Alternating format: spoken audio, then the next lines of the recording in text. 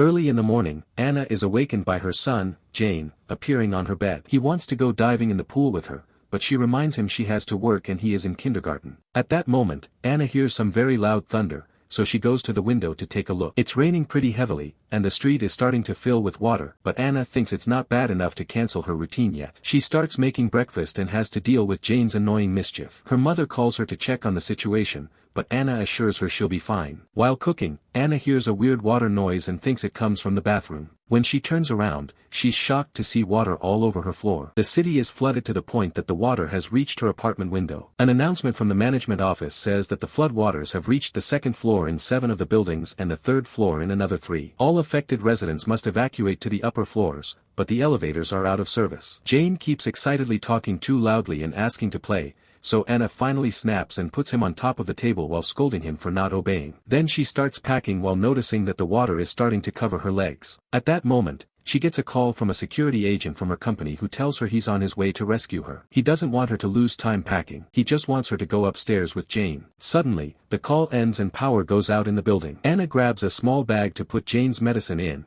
then she runs to search for him. He's upset and hiding in the closet, so she apologizes for yelling at him and convinces him to come out by offering a piggy ride. When they leave the apartment, they find all their neighbors leaving their homes with suitcases. Anna dodges them as she runs down the corridor, wanting to reach the stairs as fast as possible. Unfortunately, she finds a big crowd blocking the stairs that won't move. A desperate Anna runs to the opposite side of the corridor, seeing all the buildings nearby in the same situation as hers. She reaches the emergency stairs and starts going up. Jane sees people swimming in the water, so Anna sings to distract him. After going up a couple of floors, Anna is devastated to find the stairs blocked by a bunch of stuff. She puts Jane down and starts climbing over the things, but her feet slip and she almost falls. Anna manages to hold on, however, seeing the dead bodies in the water makes her realize how dangerous it is, so she decides to go back. As they walk down the corridor on another floor, a bunch of people enter some of the apartments to use the bathroom. Anna hears her name and sees the security agent nearby looking for her. She wants to run to him, but at that moment she notices that Jane has followed the crowd into an apartment. Making her way inside, Anna desperately looks for her son, only to freeze when she sees a huge wave coming at the window. This triggers a memory of her being trapped in a car underwater with her husband, Guan. The wave breaks the window and hits several people as it floods the apartment. Anna loses her bag and tries to swim toward it to retrieve it, but the bag floats away through the broken window and she needs to breathe. There's a small gap between the water and the ceiling, so Anna takes a deep breath before diving back in to search for Jane. In another room, she finds her son's unconscious body and quickly grabs him before rushing to the door. No matter how hard she tries, it won't open, and she passes out too. At that moment, security agent Haijo opens the door and wakes Anna up before helping her leave the apartment. They swim to the surface and climb over the balcony railing to return to the corridor. Then Hai does CPR to successfully awaken Jane, who cries as he clings to her mother. Hai films them and sends a report to the company confirming that their lead researcher is fine. Afterward, the trio gets moving, and Jane admits that the water makes him think of the time his dad drowned in the car. As they make their way upstairs, Haijo tells them that a company chopper is on its way. He also explains that 3 hours ago, an asteroid hit Antarctica, so all the melted ice is coming north with the seawater. The government knew the asteroid was coming and didn't say anything because they couldn't stop it, which means humanity ends today. Anna can't believe what she's hearing, so Haijo informs her that her company is more than just an AI development lab. Her work has actually been to create a new human race. 2 people have been working on the emotion engine, Anna and her boss, who died in the flood with her child. Anna tries to explain that the emotion engine was still in the testing phase, but Haijo doesn't care. The other teams have already finished their missions. There are human-like bodies that were given intelligence and the ability to reproduce, so they only need emotions. The conversation is interrupted by Jane saying he needs to poop, so they rush to the nearest apartment to use the bathroom. Anna takes the chance to borrow Haijo's phone to call her mother and tell her she loves her. Suddenly, they hear a noise in the walls and the gas pipe in the kitchen explodes. Gas starts filling the apartment, so the trio runs outside. The other apartments are blowing up and the flames start to spread on both sides of the corridor. Haijo stands on the balcony railing to climb to the next floor. Then Anna tries to hand Jane to him. However, the kid struggles in her arms because he doesn't want to let go of her, causing her to fall into the water. After remembering the car accident again, Anna manages to reach the surface and hold on to a sign. Then she swims back to the building and hears a child named Jisoo crying for help inside the elevator. Anna tries to open the doors with her hands to no avail, so she rushes to the next floor to try to find a tool. At that moment, she sees some looters coming out of an apartment while talking about attacking people, so she runs downstairs in fear. Anna tries to open the elevator again, but now the water covers most of it and Jisoo doesn't answer anymore. A huge wave then hits the building and Anna ends up underwater again. She remembers breaking the car window and Gwon telling her to swim ahead while he took Jane. However, Gwon collapsed and couldn't swim anymore, so he handed their son to her and made them leave without him. In the present, Anna resurfaces on the stairs and rushes to reunite with Jane and Haijo. Her son isn't feeling well and needs his medicine, which Anna lost earlier. She picks him up and runs toward the apartments, determined to find the medicine. Haijo tries to stop her and reminds her that they can just recreate the child because they have his data, but Anna refuses to listen. She runs into a random home and grabs stuff from the kitchen to mix a traditional medicine that she inserts into Jane's mouth. Another flashback shows Anna telling her boss, Hyunmo, that she wants to give Jane up. When Hyunmo wonders if it's because of Gwon's death, Anna explains that she only met Jane because of work and admits she isn't cut out to be a mother. Hyunmo says nobody is and confirms that the emotion engine is complete. In a few months, the company will take their kids and Hyunmo wonders if they should have never created them. In the present, Jane feels better thanks to the homemade medicine and admits he likes feeling sick because Anna pays attention to him. When they look outside, they're shocked to discover the sun is out and the storm is over. Haijo informs Anna that she'll be dropped off at the shelter, but Jane can't come. He admits he didn't go. At that moment, the sky gets dark and it starts raining again, causing the water to start rising through the building at an alarming speed. The trio runs up the stairs as fast as possible and soon leaves the water behind. Anna sees a pregnant couple asking for help in a corridor, but Haijo makes her ignore them and keep moving. Jane asks his mom if she felt like that when she was pregnant too, which makes her so upset that she has a breakdown. When Haijo checks on her, Anna snaps and says she doesn't want to leave her child. Haijo explains that since Hyunmo died with her child, Jane is the only hope for the scientists to create new humans. The group then goes to the rooftop to find the helicopter, and Haijo reads the instructions sent by the company. Their priority is to prevent human extinction, so Anna must immediately report to the lab to complete the emotion engine. The security team that came with the chopper calls Jane Newman 77 and takes him away from Anna. The men hold her back while she watches in despair as her boy is handcuffed. Anna begs Haijo for help, so he reveals that Hyunmo didn't die. She ran away with her child because she would rather meet her end than abandon her daughter. The men put Jane to sleep with an injection and start shaving his hair. Anna freaks out and begs for mercy,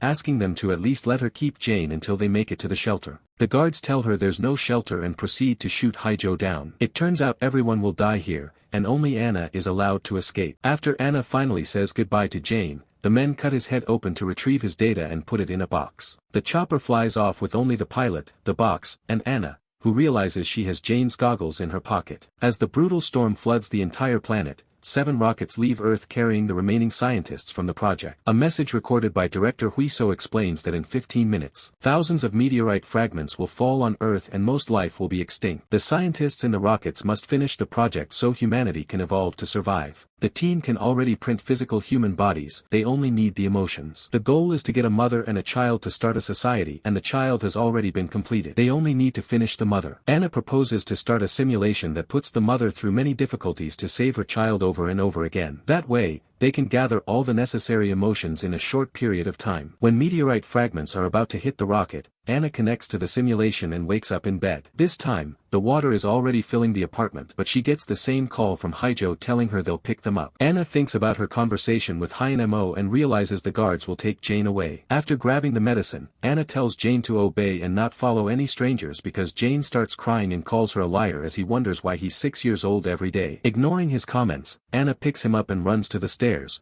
but she finds both sides full of people. At that moment, the giant wave hits the building, so Anna holds Jane tightly and swims to the surface. She helps Jane climb over the railing to reach the corridor and then she climbs too, but she can't see the boy anywhere. Anna runs down the corridor but has to stop when a huge wave hits the area. She then checks the flood between buildings and sees Jane trying to swim. She jumps into the water, but the current is strong, so she can't reach him. When she sees the helicopter in the sky, she remembers the previous simulation run and finds Jane's goggles in her pocket. A floating car suddenly hits her from behind, killing her and resetting the simulation. Sometime later, Haijo gives Anna chest compressions to revive her. The number 787 is on her shirt, indicating that it's the number of times she's unsuccessfully gone through the simulation. Haijo shows her a picture he took earlier, revealing that Jane followed the crowd and the child in the water wasn't him. Anna immediately goes looking for him, and when Haijo tries to stop her, she takes his gun and shoots at the floor, demanding an explanation. The apartments start blowing up and soon the explosion hits Anna,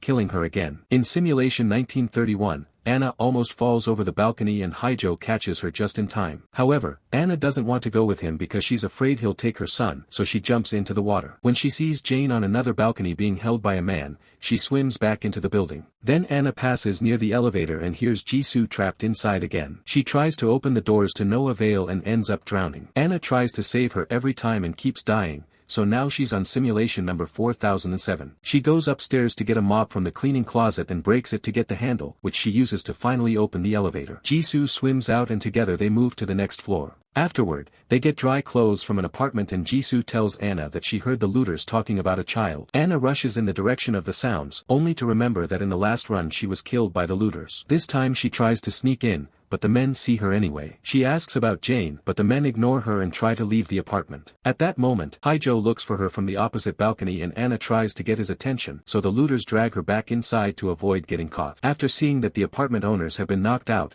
Anna kicks her captor and tries to run away, but the guy tackles her against the closet and starts choking her. Anna almost dies and the simulation is about to reset. However, she finds a hammer that fell from the closet and uses it to strike the attacker on the head. Unfortunately, the second looter drags her back and both men get ready to kill her. Suddenly, Jisoo appears at the door with Joe, who easily overpowers the looters and throws them out the window. However, Anna still doesn't have information about Jane. While she remembers giving him the homemade medicine, the apartment owners give her a bottle with the remaining mix. Anna tells Jisoo to come with her because this apartment will get flooded soon, but Jisoo explains that these are her grandparents and chooses to stay with them. After a phone call from the company, Haijo informs Anna that his team will come with a boat to search the entire building for Jane. Anna remembers how the kid was cut open and is determined to find him first, so she keeps looking through every floor. This is now simulation 7993. As Anna continues her search, she notices the security agents shooting the looters. On the next floor, she finds a child's drawings on a wall and remembers how Jane used a love drawing on her tablet. She keeps on moving and discovers that the pregnant lady has given birth, so she helps her hold the baby and gives them her jacket. On her way out,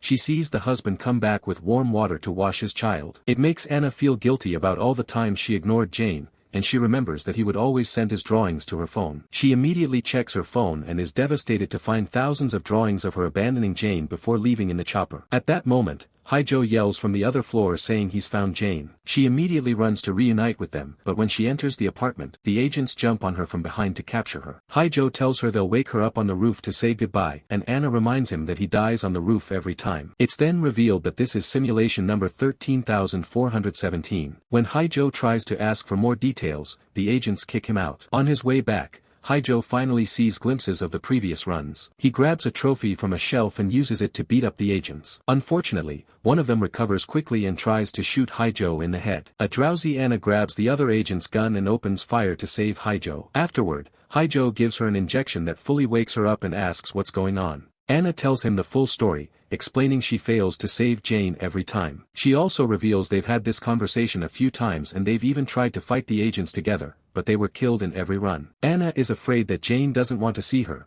but Haijo thinks the boy is actually waiting for her. In simulation 21499, Anna and Haijo are caught in a firefight with the agents again. Haijo wants to try something different, so they climb out the window to make it to another floor. As they run through the corridors, Haijo fights an agent hand-to-hand and volunteers to stay as a distraction so Anna can keep looking for her son. Anna runs into an empty apartment and more agents jump on her to capture her before a huge wave crashes through the window and throws them all back. Now free, Anna swims around to look for Jane, but she still can't find him, so she decides to go to the surface. The water is now high enough for her to reach the roof. When she opens an abandoned wardrobe, she finally finds an unconscious Jane. She immediately gives him the medicine, yet the boy doesn't react. Anna has a breakdown and apologizes for abandoning him so many times, but at that moment Jane wakes up and says she never abandoned him. When she said goodbye, she told him to wait in the wardrobe because she'd come back for him, and she's kept her promise. At the same time, it's revealed that the meteorites hit the rocket with Anna and severely wounded her. Before dying, she asked the director to use her mind for the simulation so she could be with Jane again. The scientists extracted her memories and uploaded them to their system,